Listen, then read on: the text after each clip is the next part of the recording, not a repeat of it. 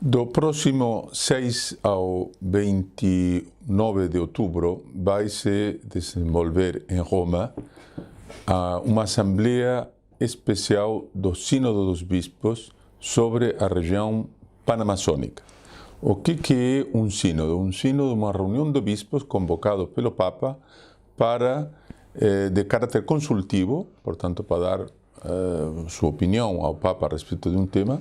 Tem assembleias ordinárias a respeito de um tema, tem assembleias especiais, em geral, a respeito de uma região. Já houve vários sínodos especiais. Este aqui é um sínodo especial sobre a região panamazônica. Os instrumentos preparatórios desse sínodo, especialmente o que se chama o Instrumentum Laboris, o documento de trabalho, que foi divulgado mais ou menos um mês e meio atrás, foram objeto de grandes críticas por parte de reputados teólogos e prelados da Igreja. Por exemplo, o cardeal Walter Brandmüller declarou que o Instrumentum Laboris era herético e um chamado à apostasia. Por que o cardeal Brandmüller disse uma coisa tão forte? De fato, o Instrumentum Laboris e o sínodo representam uma ruptura. Isso foi reconhecido pelo obispo de Essen, Monsenhor Oberbeck, que declarou que, efetivamente, o sínodo da Amazônia representa uma ruptura e que a Igreja não voltará mais a ser como antes. Em que sentido é uma ruptura? Há várias rupturas no sínodo. A primeira ruptura, e a mais importante, é uma ruptura teológica. Na realidade, o Instrumentum Laboris é baseado na teologia índia. Essa teologia índia é uma reciclagem da teologia da libertação. A teologia da libertação não considera Deus como um ser transcendente que se revela e que na Bíblia e na tradição nos ensina certas verdades que o espírito humano não consegue conhecer por si, mas que, pelo contrário, Deus é um ser imanente na história e que nos movimentos sociais que Deus está presente. Tradicionalmente, pela inspiração marxista da teologia da libertação, esses movimentos sociais eram, os partidos políticos, o MST, movimentos populares, etc. Com o desprestígio das correntes de esquerda pelo colapso da União Soviética e pela condenação da teologia da libertação pelo Vaticano em 1984, a teologia da libertação caiu no total desprestígio. Então, eles que fizeram se reciclaram. Em lugar de adoptar essas correntes revolucionárias marxistas como força propulsora, passaram a diversificar as que eles chamam classes exploradas. No caso, seriam os índios e a própria natureza. Então, essa teologia, daí nasceu a teologia índia. O que a teologia índia diz? Diz que, na realidade, Deus já se revelou a esses povos indígenas em 2000 anos de história e que é nos mitos e na cosmovisão que eles têm do mundo que se encontra uma revelação própria para eles e que, portanto, os missionários não têm que ir na Amazônia pregar o Evangelho, porque isso seria destruir a cultura ancestral dentro da qual eles vivem e a partir da qual eles veem as realidades religiosas e sobrenaturais. E isso inclui, evidentemente, respeito pelos pajés, pelas cerimônias de magia, etc. Como na cosmovisão dos indígenas a natureza é sagrada e eles veneram os espíritos do rio, o espírito da montanha, o espírito das árvores, os espíritos dos animais, o que na realidade é uma visão panteísta de Deus, que Deus não é um ser transcendente, mas é um Deus que está imerso na natureza, e além do mais politeísta, porque são vários deuses, os diferentes espíritos que governam, aceitar a cosmovisão dos povos originários é renunciar ao cristianismo, é aceitar justamente as religiões pagãs, das quais o Evangelho triunfou. Não? Na Bíblia está dito muito claramente que os deuses dos pagãos são demônios. Não? E os missionários que durante séculos têm catequizado esses povos indígenas declaram efetivamente de que nessas cerimônias de curandeiros há um elemento diabólico. Não? Então, a maior ruptura que o Instrumentum Laboris e aparentemente os trabalhos do Sínodo representariam para a Igreja é mudar da teologia cristã, baseada num Deus criador do universo e transcendente ao mundo, e adoptar uma teologia pagã, panteísta, não, pela qual Deus está imerso na natureza. A essa ruptura teológica se suma uma ruptura antropológica. Esses missionários que se recusam agora a bautizar, a evangelizar e, portanto, a bautizar, e se gloriam pelo fato de que nas missões deles nenhum índio é batizado,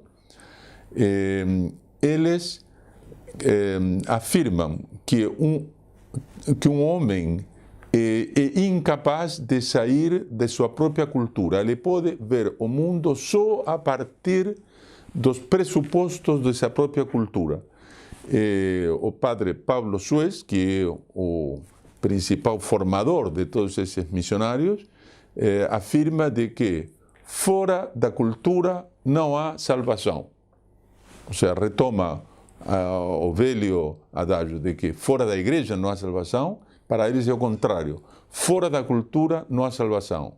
Logo, se cada um tem que ficar enclaustrado na própria cultura, não? E na realidade o que propõe é um regime de apartheid, não? Em que os povos, cada um tem que permanecer absolutamente isolado e imergido dentro da própria cultura e vendo tudo a partir da própria cultura, mesmo que essa cultura inclua, por exemplo, o infanticídio, como sucede em algumas das tribos indígenas do Brasil, por exemplo, os Yanomamis, que praticam o infanticídio.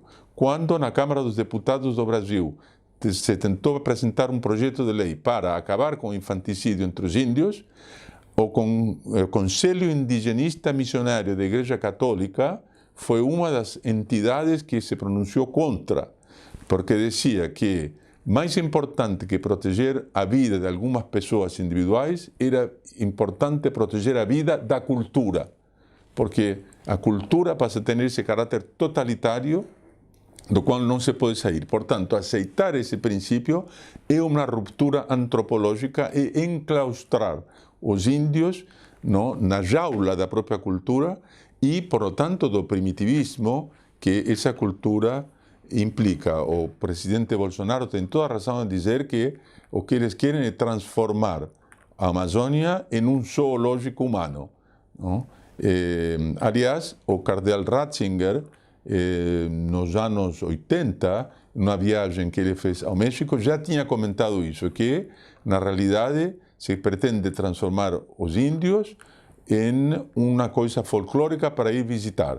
Então, isso é impossível, uma ruptura antropológica, porque até hoje, e civilizacional, porque até hoje o que se queria fazer era tomar esses povos, civilizá-los, integrá-los dentro do convívio nacional e para que eles possam se desenvolver como todos os demais brasileiros, e beneficiar, então, enfim, de todos os progressos da cultura, da saúde, enfim, dos benefícios que a cultura trouxe. Além do mais, é uma ruptura social, porque o Instrumentum Laboris faz grandes elogios do caráter coletivista da vida tribal.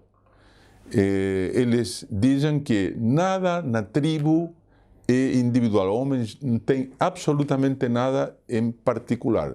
Tudo tem que ser feito por consenso e imergido dentro do grupo social. E apresenta isso como modelo contraposto à nossa sociedade ocidental, que é baseada na ideia de que cada indivíduo é uma pessoa individual que tem que desenvolver suas potencialidades e, portanto, que é livre e tem que ter os meios de poder desenvolver suas próprias capacidades, a propriedade privada, a livre iniciativa. Isso, para eles, é o pecado original, é a monstruosidade. Preciso favorecer o contrário, a vida coletiva.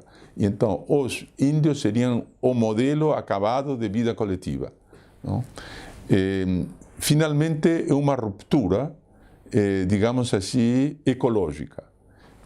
Pela Bíblia, nós sabemos que Deus fez o homem à sua imagem e semelhança e lhe deu o domínio da natureza, com a obrigação de cuidar da natureza e melhorá-la. Quantos aspectos no mundo têm sido melhorados por causa do homem? Na Europa, por exemplo, provavelmente tem as paisagens mais belas e bem tratadas do mundo. Quem que fez isso? Foram os monges. Os monges que transformaram, por exemplo, os pântanos da península no norte de Itália, transformaram esses pântanos no que? Em a cidade de Veneza, uma das cidades mais belas do mundo. Bom, esse é um trabalho de embelezamento da natureza feito por monges e por pessoas catequizadas por eles. Não? Bom, para o Instrumentum Laboris do próximo sínodo, isso não é assim. O homem é apenas um elemento dentro da cadeia, da corrente ecológica. E, portanto, o homem é que tem que estar ao serviço da natureza. E ele tem que tomar a natureza como modelo e entrar dentro da natureza e viver como animal. Ou seja, ele tem que renunciar à própria razão e perfeiçoar as coisas e, pelo contrário, voltar a ser um ente perfeitamente primitivo. Então, é colocar o homem a serviço da natureza, a serviço do meio ambiente. E isso implica em uma imensa ruptura, não, com tudo o que a humanidade tem acreditado até aqui. Bom, por todos esses motivos, é preciso que os católicos, e particularmente os católicos brasileiros, que são diretamente afetados por esse sínodo, se preocupem, não, com o desenrolar do sínodo. Quer dizer, os bispos vão ter que discutir esse documento de trabalho e chegar a certas conclusões e apresentar ao Santo Padre. E esperemos que, por causa da reação dos católicos e dos católicos brasileiros, essas propostas sejam completamente rejeitadas. E nesse sentido que o Instituto Plínio Corrêa de Oliveira abriu um site, panamazonsynodwatch.info ou .org, precisamente para levar a voz dos católicos e dos católicos brasileiros ao cenário do sínodo, para dar a visão do que os brasileiros verdadeiramente pensam e não dessas elucubrações completamente absurdas vindas mais bem de teólogos, filósofos e antropólogos alemães que estão querendo impor de fora uma visão das coisas que os brasileiros rejeitam.